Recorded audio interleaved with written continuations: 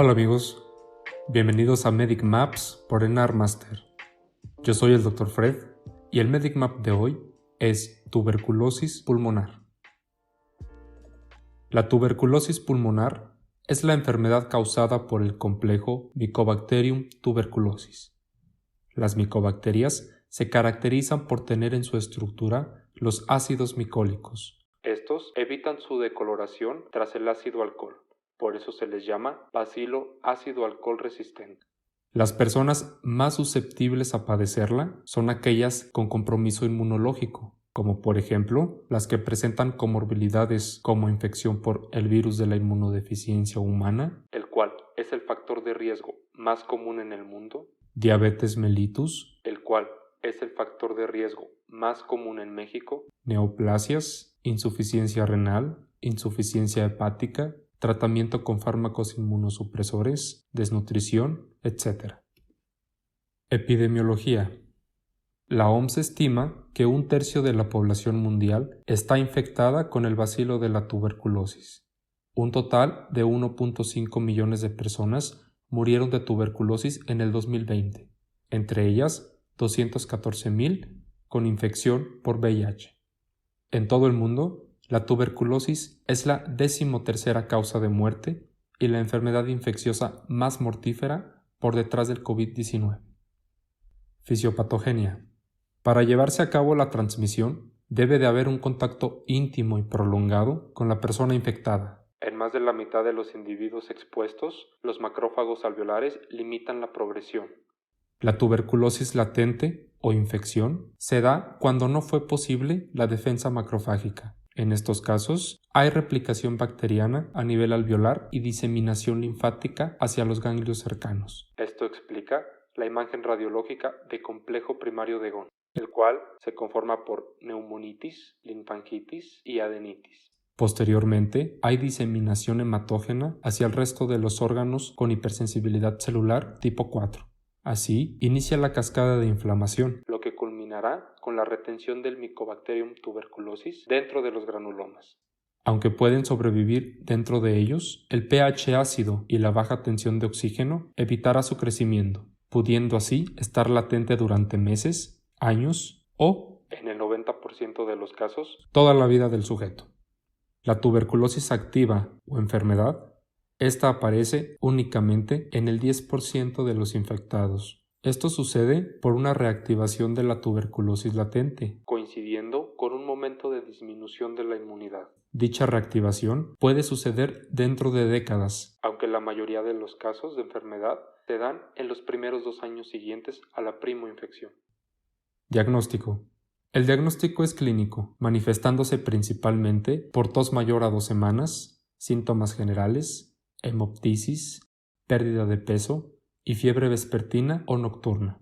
Ante un paciente con tos productiva mayor de 2 semanas de duración, el primer paso que se debe llevar a cabo es descartar asma o sinusitis, ya que son las causas más comunes de esta condición. Cuando se descartan estas patologías, se hará la sospecha de tuberculosis. El estudio de primera elección será la baciloscopía en expectoración. La baciloscopía se hace con tinción Ziel-Nielsen o bacilo ácido alcohol resistente. En personas mayores de 10 años se tiene que tomar mediante la serie de 3, es decir, esputo de 3 días diferentes. En pacientes menores de 10 años se les debe de realizar aspirado gástrico. Este estudio se utiliza también como seguimiento. Al segundo mes del tratamiento debe de normalizarse. En caso contrario, se considera tuberculosis resistente. Si la baciloscopía es positiva, se inicia el tratamiento antituberculoso y si es negativa y persiste la alta sospecha de tuberculosis, se debe de llevar a cabo el cultivo para Mycobacterium tuberculosis. El cultivo representa el estudio confirmatorio o gold standard. Los medios son Lowenstein-Hansen o Middlebrook. El cultivo se indica cuando la tinción Ziel-Nielsen es negativa, pero persiste el alta sospecha de tuberculosis. También cuando se sospecha de tuberculosis extrapulmonar y es el método de elección para el seguimiento cuando hay tuberculosis resistente. Otros auxiliares diagnóstico incluye la radiografía de tórax, en la cual es característico observar las cavernas apicales. PCR, el cual es el estudio más sensible y además ayuda a conocer la resistencia. En el caso de pacientes que tuvieron contacto con paciente tuberculoso, Es decir, aquellos con tuberculosis latente, el estudio de elección es con la prueba de tuberculina.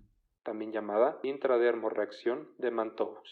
Esta consiste en la inyección intradérmica del PPD, el cual contiene las proteínas comunes a Mycobacterium tuberculosis, las cuales serán reconocidas por la inmunidad celular, por lo que traduce la existencia de inmunidad, no enfermedad activa. Esta prueba se traduce a las 48-72 horas y es positiva cuando la lesión mide más de 10 milímetros o bien más de 5 milímetros en las siguientes condiciones: pacientes menores de 5 años, estado de inmunosupresión y cambios fibrosos en la radiografía sugestivos a tuberculosis inactiva. Esta prueba nunca negativiza a pesar del tratamiento. Los falsos negativos de la prueba de tuberculina son inmunodeficiencia grave, desnutrición grave, edades extremas, periodo de ventana en las primeras semanas tras la infección. Los falsos positivos, vacunación BSG, infección por otras micobacterias ambientales y errores en la técnica. Tratamiento. Se ha demostrado eficacia del tratamiento antituberculoso durante 6 meses, mostrando recaída a los 18 meses menor del 2.5%. El éxito del tratamiento se basa principalmente en la adherencia al mismo. El régimen terapéutico de primera línea, incluido como tratamiento en el embarazo, se realiza en 2 fases. La primera fase tiene una duración de 2 meses y los fármacos que se emplean son isoniazida, rifampicina, piracinamida y etambutol. La manera de administración de estos fármacos es de forma diaria. La segunda fase tiene una duración de 4 meses y en esta los medicamentos que se indican es la isoniazida y la rifampicina. El modo de administración es 3 veces por semana. Existen casos especiales, como por ejemplo, en el caso de paciente infectado por VIH o silicosis, en la segunda fase, en vez de 4 meses, debe de ser 7 meses. En los casos de tuberculosis extrapulmonar, como tuberculosis meningia, osteoarticular y miliar, se debe de dar el tratamiento durante 9 a 12 meses. El régimen terapéutico de segunda línea se indica cuando no es posible utilizar isoniazida ni rifampicina. En estos casos deben de utilizarse 3 o 4 fármacos durante 12 a 18 meses con streptomicina o fármacos de segunda línea, como ácido paraminosalicílico, fluorquinolonas, etionamida, cicloserina, amicacina, canamicina o carepomicina. A continuación, se hablarán de los antituberculosos de primera línea. Isoniazida. La isoniazida es el antituberculoso más importante. Esta actúa inhibiendo la síntesis de ácidos micólicos y nucleicos. Presenta efectos secundarios como hepatotoxicidad, neuropatía periférica, hipersensibilidad, inducción de anticuerpos antinucleares, hiperuricemia, neuritis óptica, contractura de Dupuytren y agranulocitosis. Este medicamento debe de suspenderse cuando aumentan 5 veces las enzimas de citólisis, AST y ALT, o bien cuando aumentan 3 veces las enzimas de colestasis, como GGT y FA. La rifampicina es el segundo medicamento más importante. Esta actúa inhibiendo la síntesis de RNA. Presenta efectos secundarios como hepatotoxicidad, nefrotoxicidad, hipersensibilidad, síndrome gripal, tinción naranja de secreciones corporales e insuficiencia suprarrenal. La piracinamida es un medicamento con acción bactericida, sin embargo, presenta un mecanismo poco conocido. Los efectos secundarios de este medicamento son artritis gotosa, hepatotoxicidad, fiebre y gastritis.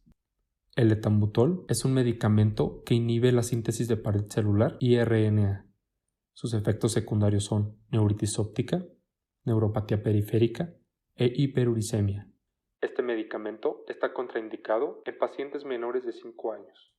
Por último, la streptomicina. Este es un medicamento aminoglucósido con la nefrotoxicidad como principal efecto secundario. Es el único antifímico que se encuentra contraindicado en el embarazo. Seguimiento. A todo paciente que inicia con el tratamiento antituberculoso se le debe de solicitar baciloscopía al segundo mes del tratamiento. Es decir, al final final de la primera fase.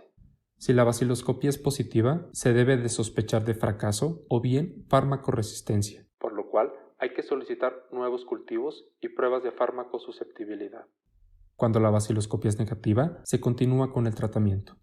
En caso de farmacoresistencia, se debe de solicitar baciloscopía y cultivo de manera mensual hasta la conversión. Una vez lograda la conversión, se solicita baciloscopía y cultivo trimestral. Profilaxis de tuberculosis latente. El medicamento de elección para la profilaxis es la isoniazida, a dosis de 5 a 10 miligramos por kilo día. Esta se da durante 6 meses y se debe de indicar además suplementos de vitamina B6 para prevenir la neurotoxicidad. Las indicaciones de iniciar profilaxis son las siguientes.